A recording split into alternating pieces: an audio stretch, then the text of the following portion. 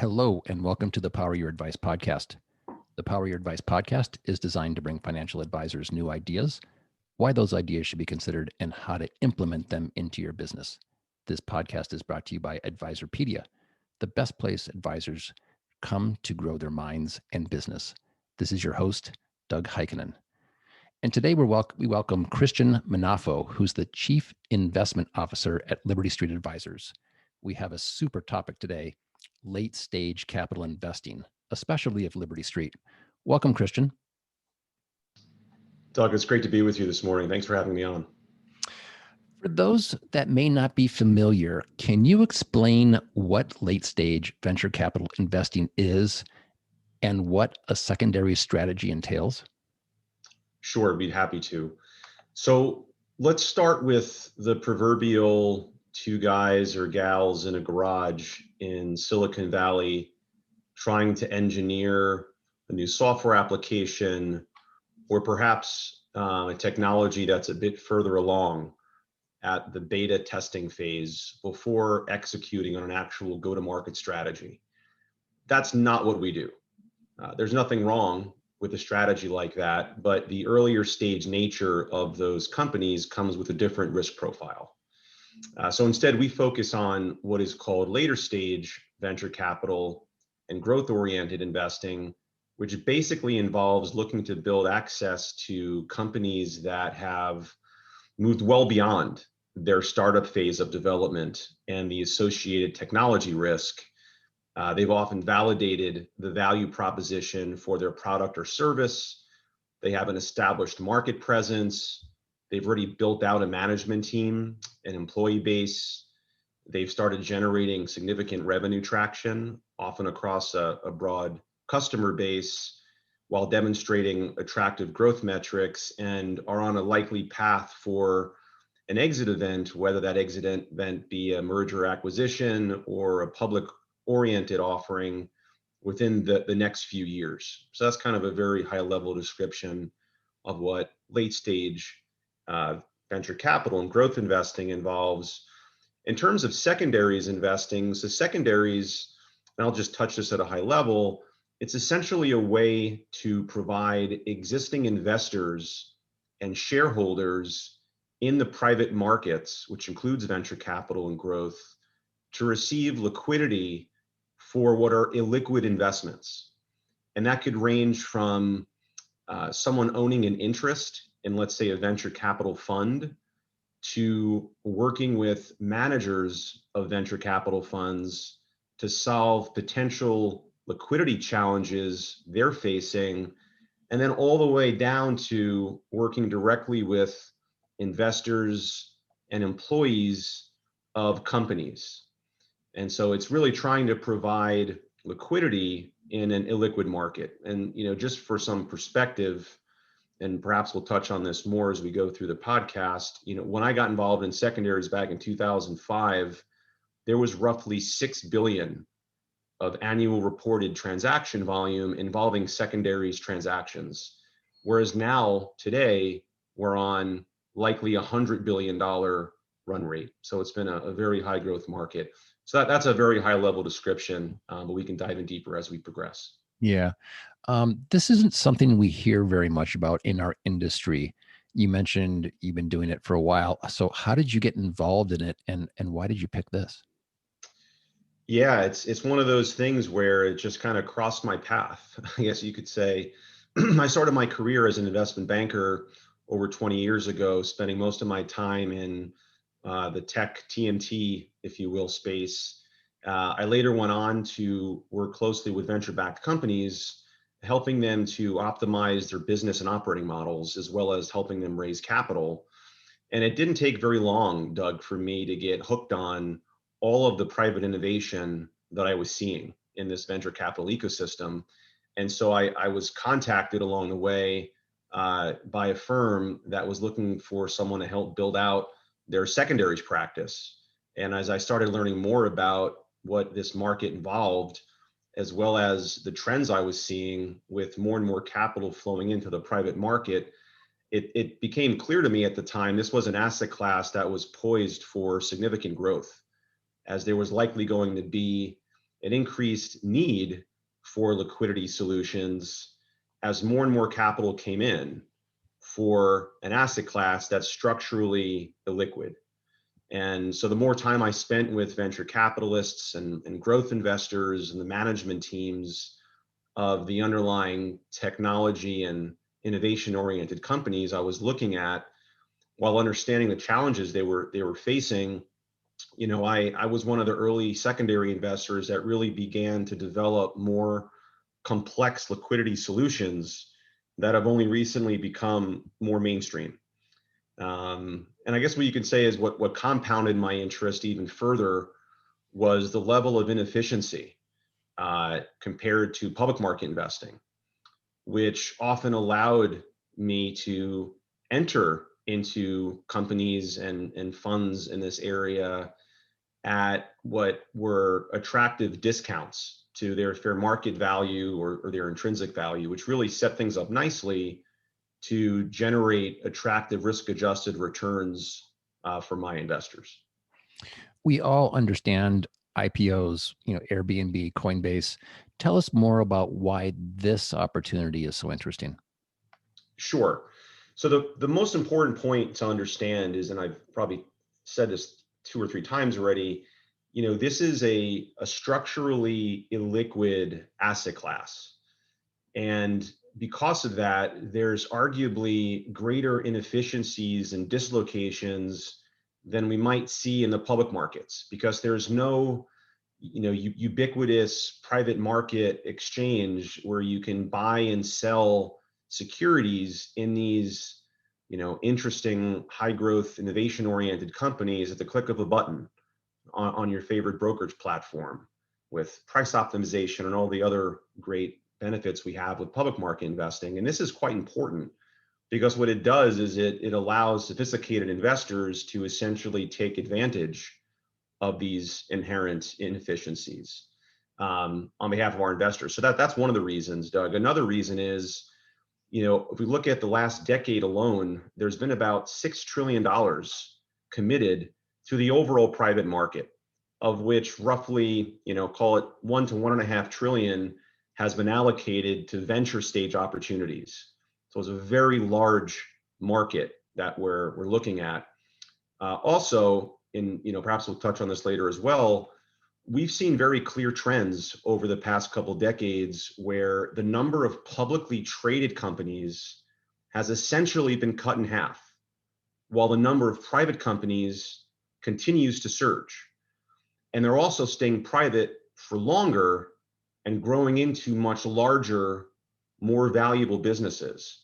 So your average investor, your average public market investor, arguably has less opportunities for alpha generation in the public markets, while there's significant asset growth and capital appreciation happening in the private markets. And then I would just say, finally, advances in technology and innovation that are typically developed and financed by venture capital investors and similar players in the ecosystem just continues driving significant change across practically all industries, which we were just reminded of over the past year with COVID.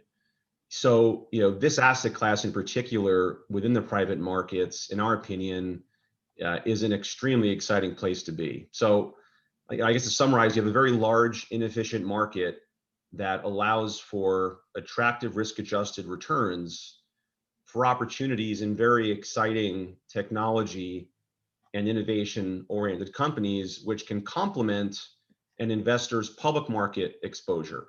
And due to the way these private markets operate, most private market strategies tend to be non-correlated to public markets and exchanges, which is even another important point for portfolio construction to consider.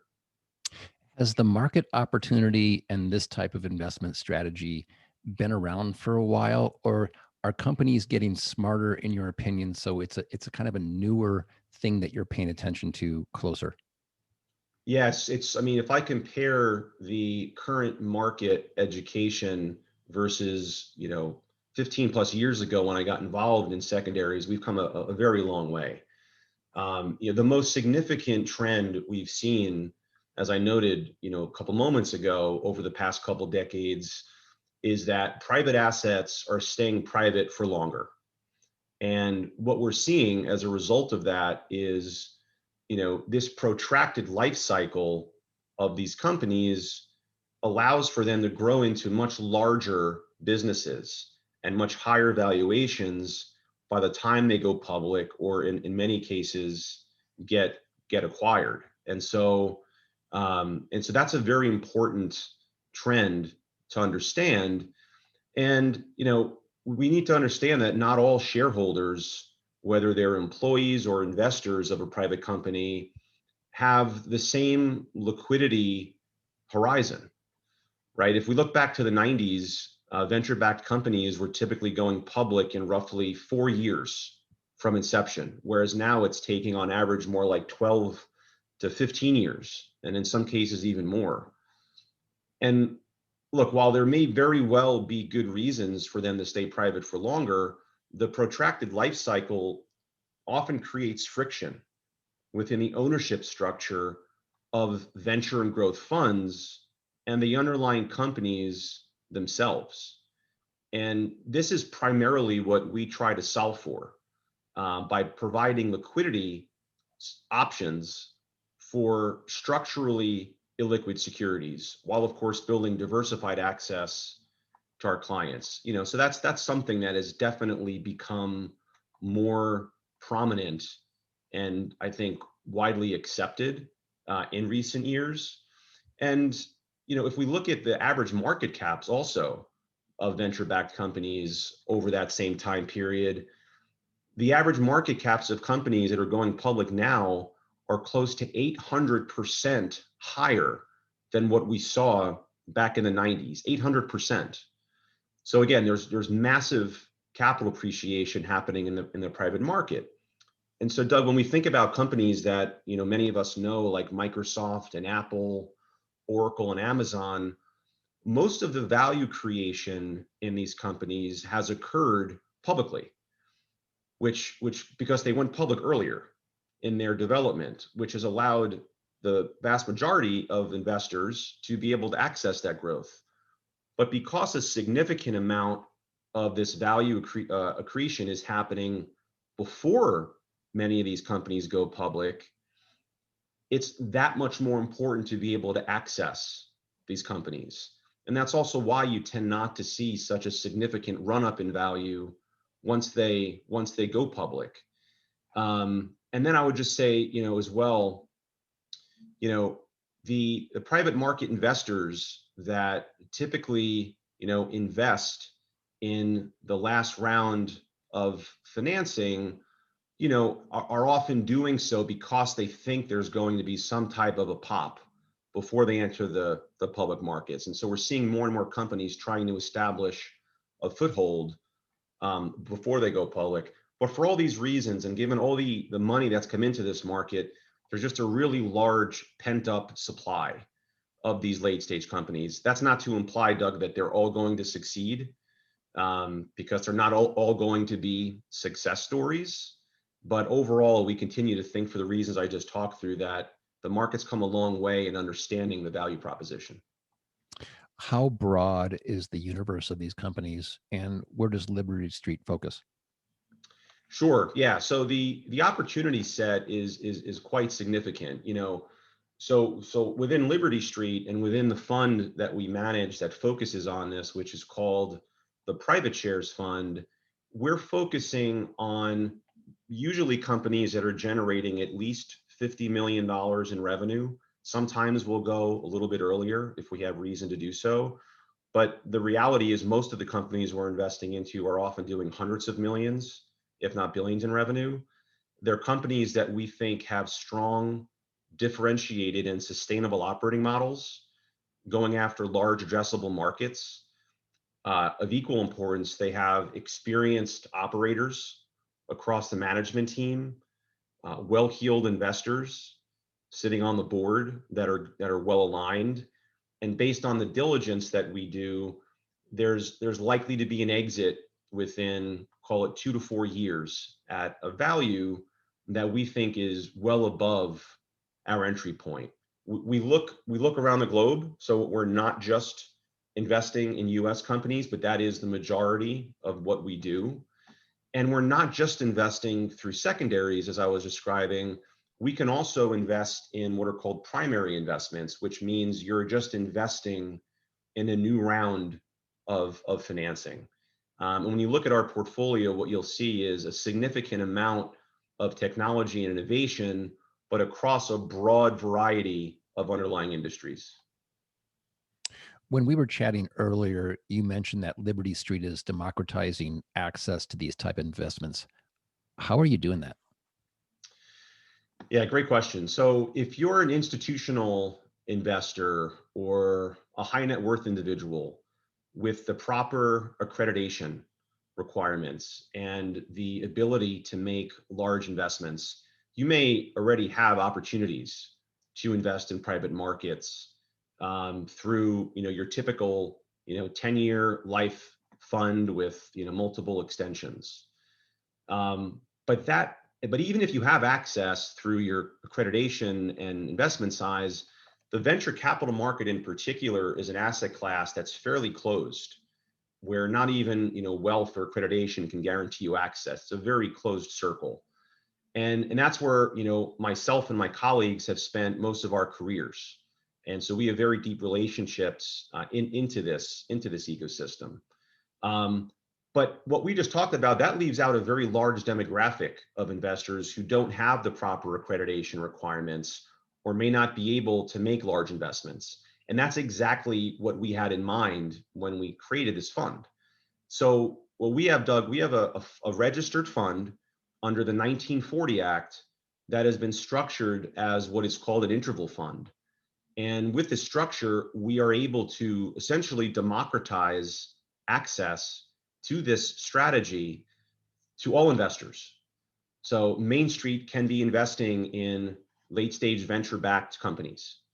And unlike the typical private funds that come with burdensome subscription documents, K-1 tax reporting, perhaps infrequent valuation reporting, multiple layers of economics, we essentially enable advisors and investors to invest in our fund simply using a ticker, kind of like how they may purchase a mutual fund on their favorite exchange.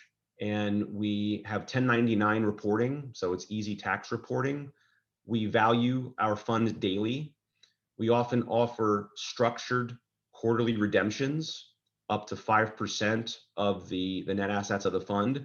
So what we've essentially done is allowed for all investors to be able to access this private technology and innovation through a very seamless fund structure.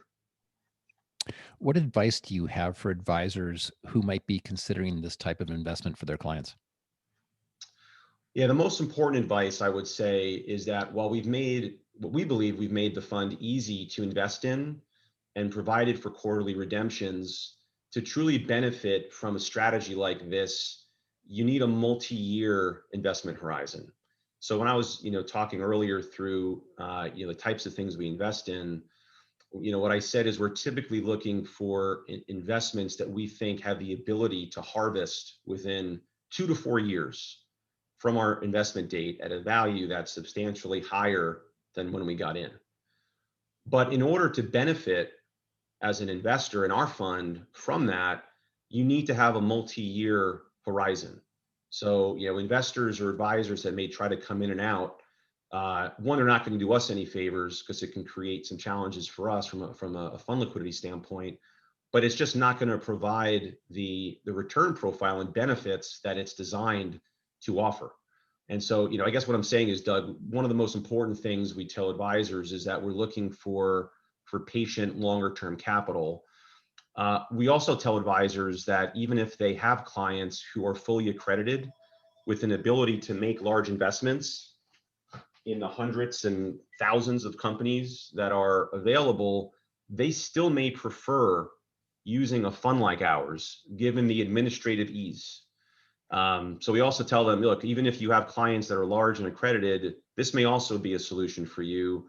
And I would just say lastly, and I pointed this out earlier, we often find, Doug, that advisors like the fact that our fund is non-correlated to the public markets, which on its own can be a prudent diversifier within their clients' portfolio construction.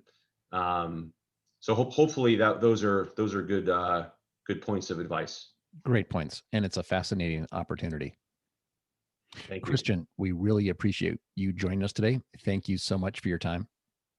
It was a pleasure. Thanks for having us on. You can learn more about Liberty Street Advisors by visiting libertystreetfunds.com. Please follow us for all the latest updates on Twitter, LinkedIn, and Facebook, all at Advisorpedia. For everybody at Advisorpedia, our producer, Jakey Beard, and the Power Your Advice podcast team, this is Doug Heikkinen.